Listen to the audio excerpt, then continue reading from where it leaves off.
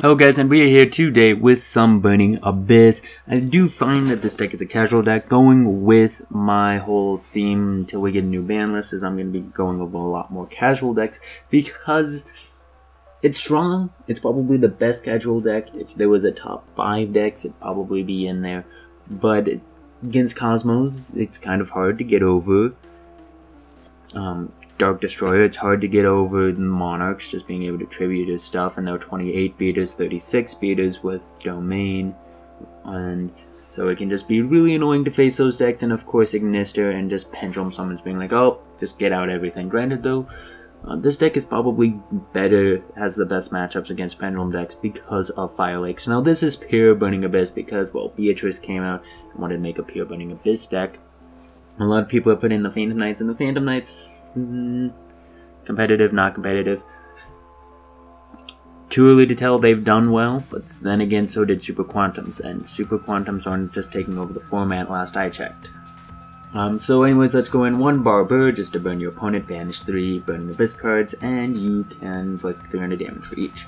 2 Seer, because it's at 2, summon a monster from your graveyard, and all Burning Abyss monsters can summon themselves from their hand if you control no spell trap cards. If you did not know that, this deck has been out for a year by now, so you should know that. Kog'Maw sends a spell trap card to the graveyard, but in this spell trap card you want to send this guy so that way you can then use its effect to search.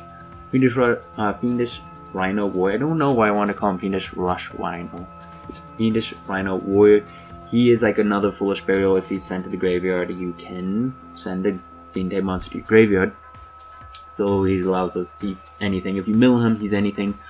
Just don't waste him. Don't like foolish him for no reason, so that way you can do more deck thinning. You don't want to do that because then you don't have him in your deck, and you can only use his effect once per turn.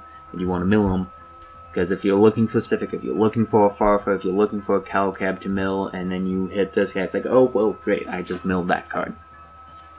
And so he's just really nice, and he prevents your Fiend type monsters from being destroyed by battle by card effects if he's summoned out, which prevents the Burning Abyss monsters from blowing themselves up if you control a non-Burning Abyss monster, such as Beatrice the Eternal Lady, not a Burning Abyss monster. Double Calcab, just bounce back set cards, so he's kind of like an Alucard card except it doesn't destroy. 3 Libic because it's one of the monsters that summon another level 3. He summons a level 3 Dark Fiend with its effect negated, which is great because that means they won't blow each other up if you have Beatrice or some other monster like Turgid out. And he just allows us to continue our plays. Jahig. This guy's kind of great because he actually allows us to get to our Fire Lakes and to our Travelers. Because he'll put a Burning Abyss card from your deck onto the top of your deck. So if you want to stack your mills, you can also do that. If you want to stack your draws, maybe you ditch him for Mass Chain 2nd, or your Dante gets blown up and he was attached to him. You can stack your draws and choose what you draw into, or maybe you have Maxi. So just note when you're playing on Death Row, you have to take auto chain orders off. You just go to setting and do that, and then yeah. And so you want to have him as Chainlink 1 practically all the time. It wouldn't, like, I can't see a situation where you wouldn't want him to be Chainlink 1, because if he's Chainlink 2, if it's the first thing to resolve, and then Graph resolves. So you put something like Fire Lake on top of your deck, and then you use Graph's effect to summon one from your deck, the Fire Lake gets shuffled back into your deck. So make sure he's Chainlink 2, last thing to resolve. And of course, if you're going first, he works really well with your upstarts, or any other draw power cards you have, like Maxi, like I was saying. And then Farfa, banish, just banish for that turn so you can get rid of stuff. And then Graph will summon one from deck. Kinda sucks it's at 1, but Seer is still a thing, so you can always use Seer to get Graph back. Turgid's at 1, kinda sucks, but not the worst thing in the world. I'm more upset with Graph being at 1, honestly.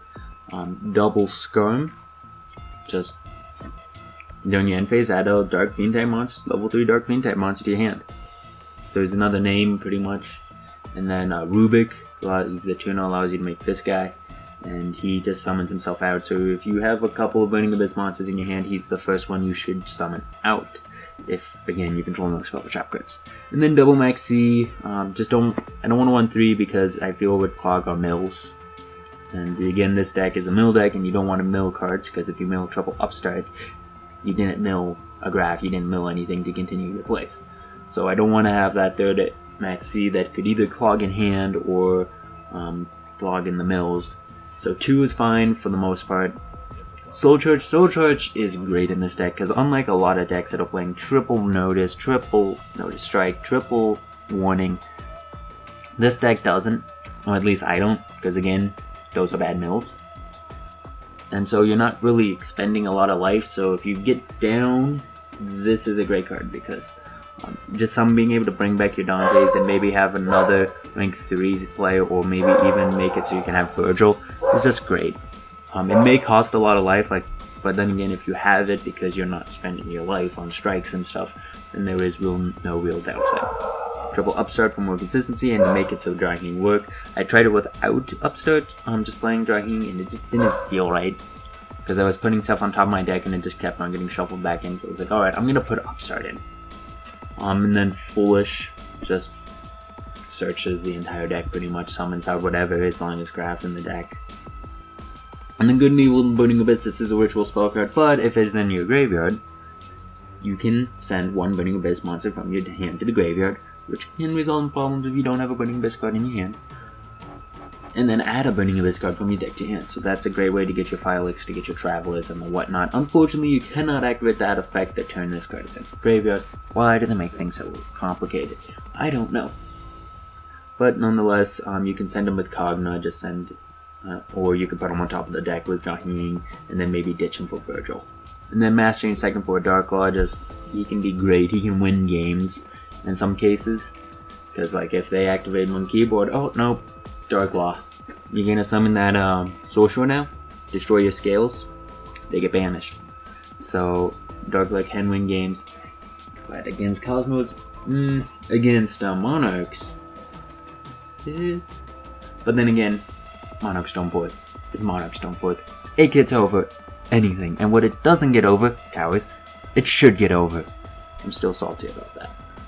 Traveler and the Burning Abyss, if you guys open up with this and the ability to make 2 Dantes, or at least be able to get off Fire Lake, you should win that game. It doesn't matter what you're playing, you should win that game, because you go Fire Lake, you destroy at least 2 cards, 3, so Scale, maybe something else, maybe they summon Idea and Erebus, and then Domain.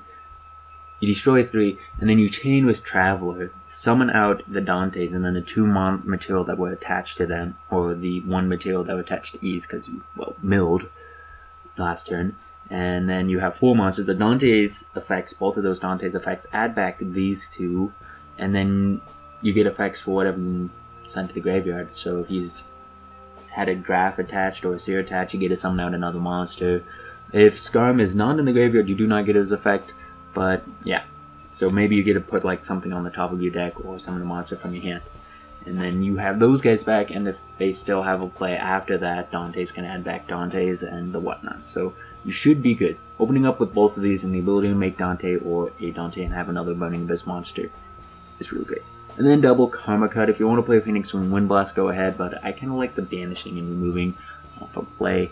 Especially against the Monarchs matchup, just hit all their Erebus, oh no, bye-bye. Or hit all their ideas, just bye-bye. Really can mess with them for the most part. And that is it for the main deck. Again, you're just trying to summon these guys out and then make Dante, so let me go into the extra deck. Again, like I said, the Cosmo matchup sucks, so this guy can help out with the Cosmo matchup. You get out 2 Dantes, then you overlay with this guy, and then, oh, hey, I get to take your Dark Destroyer and then attack you with it. And then it just becomes grind game for life because they switch all their monsters into defense position, so that way they aren't being attacked with them. They can't do anything to get over him unless they have Cosmojo, and so then it just becomes grind game. Triple Dante, of course, to mill, equipped, isn't equipped. You just switch him, use his effect to switch a monster defense position and then protects it for that turn. Never make these guys. Occasionally make Alucard. This guy can go for game. This guy can run over a lot of things or crash. And that's pretty much our uses. 2 Phantom Knights because he can pop stuff. He's a Scrap Iron Scarecrow, so he can trigger our Dantes or just pop himself. Of course, we're not running Phantom Knights, so you won't be able to summon anything out and go for a rank 4 play. And then Downard, just place on top of your Dantes so they can't Ignis to it. And then Beatrice, if you can make this guy or this girl, it is actually pretty great because you had to send one Burning Abyss monster. Why does it say monster? I don't know, but monster. Then using a Dante monster, so if you run the fusion, then you could do that as well. And again, you cannot use its effect to Lava Chain, but you can use its effect to Lava Chain during either player's turn. Which is great, because that means you can send a Farfa to mess up their plays. So just a really great just being able to do stuff like that. And then of course if she stays on the field, you just get to send more stuff to the graveyard. And of course Dante's will get his effect when triggered, whatever was attached to him will get their effect when triggered, and whatnot. And then Rockstar, the Burning Abyss, he's liking Mr. Except he targets, so he doesn't help out against the Cosmo matchups, and if they have March, that kinda sucks. But nonetheless, he can bounce something back to the deck, and if he leaves the field, or, well, just destroyed by battle by card effect, you get to draw a card, and he can be summoned out by Seer, so you can easily just keep him alive, or bring him back. And then of course Darkwa, any card sent to the grave to your opponent's graveyard is banished instead, and if they add a card from their deck to their hand by any means, drawing or searching, you can banish one card from their hand. And that is Burning Abyss. Again, I don't find this deck extremely competitive. I mean, come on. It's been out for how long? It's time to put Burning Abyss down. Unfortunately, if Shaddolls was still playable, I'd probably be all up on them, but yeah. Anyways, this deck is still nonetheless fun, because casual decks are a lot more fun, even if they used to be meta. And so, yeah, hope you guys enjoyed this deck profile. Don't forget to leave a like, comment, and subscribe. And yeah, see you guys later. Bye.